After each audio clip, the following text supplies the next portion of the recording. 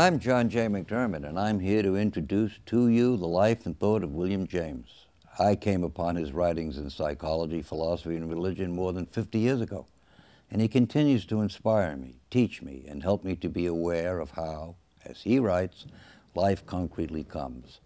The work of William James provides meaning without false assurance and encourages us to be open to experiences other than our own, and to always seek possibility in all beliefs and decisions. In short, I find William James to be a liberating thinker in my life, and I want to share that gift with you. In this film, we shall first discuss the range of topics that James approached in his study of human nature.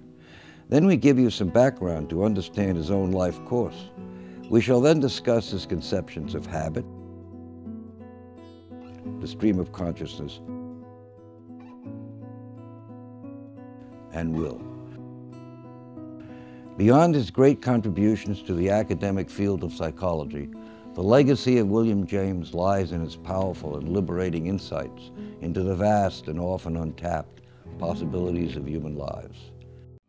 His legacy is immense. He seeded the field of psychology with a breadth of topics in his own quest to understand both the commonalities and individual differences in human nature. He understood that each of us is always taking an experience and melding it onto our ever-changing relational fabric. Our actions then change our experience. Nothing is ever the same. As long as there is life, there is novelty, and thus possibility.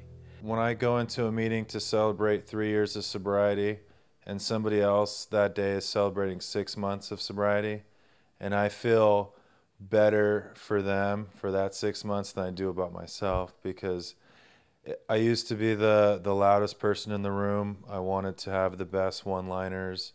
I wanted to be on TV and be famous and what about my needs and this and that. But now I take great comfort in seeing somebody else get out of their old behavior, because I truly feel that if you're gonna come into the rooms and you're going to get sober, you really have to change your behavior. James doesn't give us formulas to lead our own lives, but he does give us a push not to settle for certainty, but to seek out openings that resonate and thus widen our relational fabric. But James also warns us how we transact with the world is not the only transaction underway.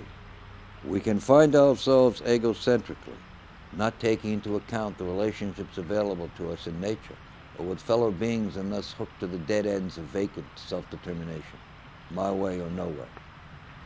Or we can go too much with the flow without finding our particular way, ignoring the inner messages that often come to us in vague hunches.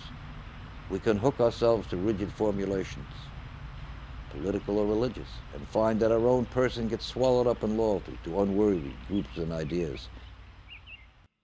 And we forget to open even one of the doors available to us. Following the lead of William James, it makes preeminent sense to celebrate the powers which we possess, although all the while recognizing the perils of overstepping the mark by our claims. He reminded us that there is a never not quite to all our formulations, and novelty and possibility forever leaking in.